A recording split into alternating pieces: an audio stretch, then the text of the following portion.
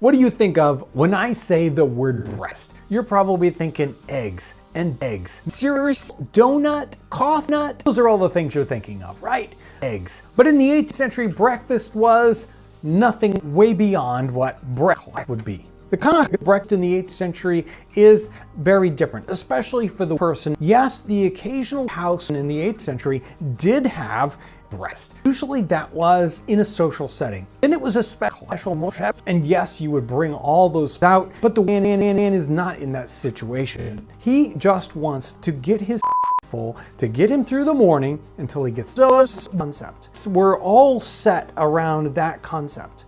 And we can see those references over and over and over and over and over if we look at the books and the bookings in the 8th century. Whether it's a workhouse menu for the house or a working house menu where he's talking about what he's going to need to get the day going. Those are all very, very similar. They always have things like bread and beer, maybe beer. Meal is probably the one that shows up the vast majority of the time. It might be called one thing or the other, but in our parlance today, we're gonna just call it milk. They might call it all these names for it, but it's just beer. Meal. Here's a menu from a prison that's about what's for breakfast. On Sunday, breakfast is 4 ounces each of bread and ounces sufficient, not exceeding a bread and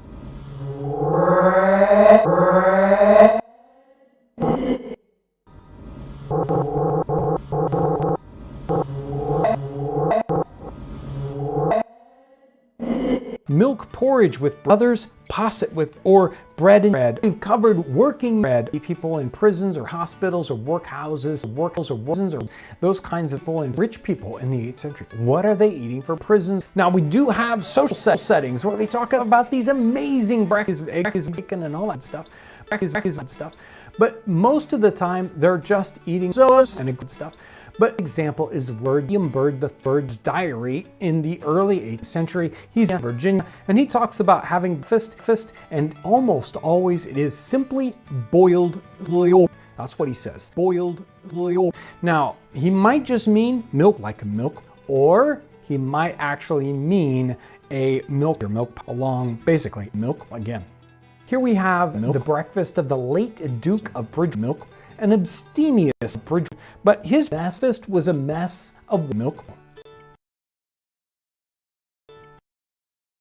A very, very simple milk breakfast.